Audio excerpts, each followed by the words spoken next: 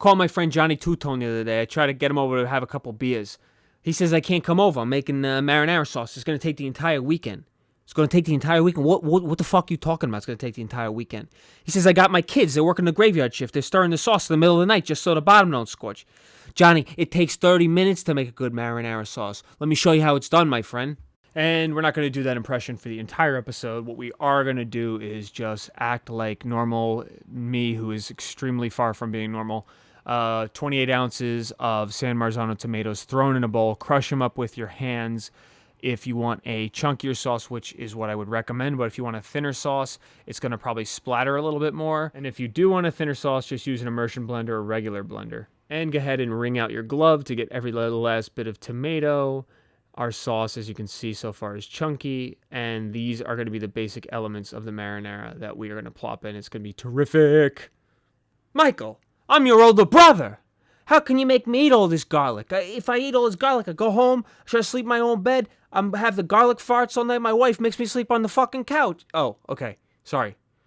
I'm not supposed to do the impression again, right? Okay. So we're going to use a lot of garlic in this. And I'm not going to use the knife to cut it. As far as I'm concerned, the knife is worthless.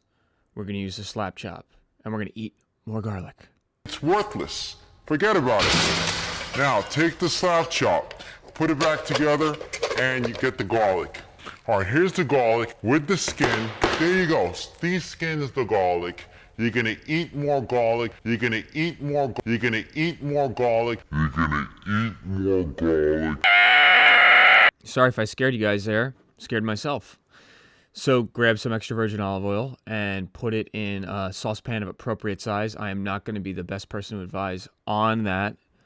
And bring it up to medium heat. And once your oil is thoroughly heated, you're going to throw in your garlic and begin to simmer it for like maybe 45 seconds or a minute, because, you know, garlic is going to burn faster than most things. So just put it in there, pay close attention to it. Do not allow it to brown. We just want to cook it a little bit, and then go ahead and dump in your hand crushed or emulsified tomatoes.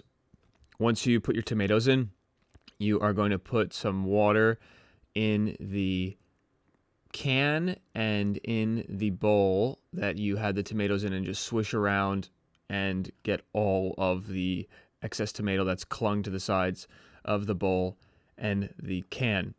This is really critical to marinara sauce. Probably not something a lot of people know how to do, but that's fine. You know now.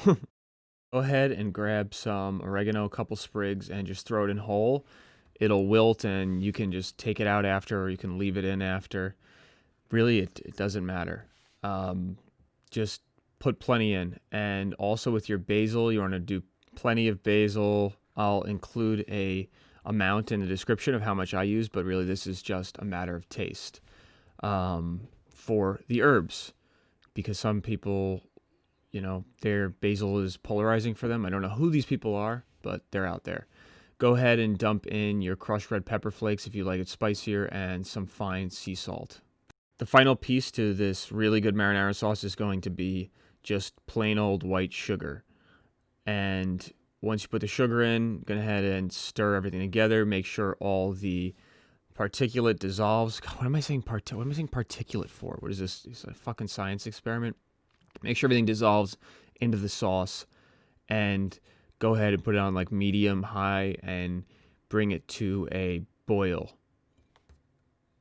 Once it's got to the boil, turn it down and just let it simmer for 25 minutes or so. And eventually what's going to happen is you're going to get a ring of oil around the outside, which you can kind of see developing at the top left of the pan. And it takes on this really amber gold color, which is indicative of the sauce being done or near done. So here's a hint about the sauce being chunky, is that when it's chunky, it won't splatter, because the big chunks help break up the violent reaction of the bubbles. So if it's smooth, it'll splatter for sure. Keep that in mind. While the marinara sauce is cooking, you're going to want to heat up some water, bring it to a boil, salt it, and put in whatever pasta you desire. My favorite pasta is rigatoni, but we're going to use spaghetti because it seems appropriate for spaghetti marinara today. And I used the Checo because I think the Checo is probably the best pasta that you can grab off the shelf in really any supermarket.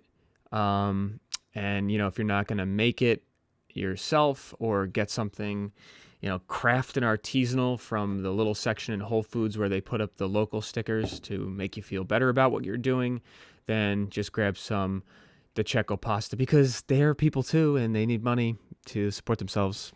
So we are done here with the marinara sauce. It looks great. It's reduced just a little bit. You got a nice little orange ring of oil on the outside.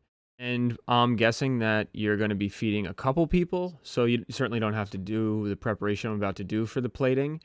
But this is how I did it, just to get the sauce all incorporated on the pasta rather than just spooning it on top. Go ahead and throw some Parmesan cheese in there, or Pecorino Romano, or Parmesan Reggiano, whatever your heart desires.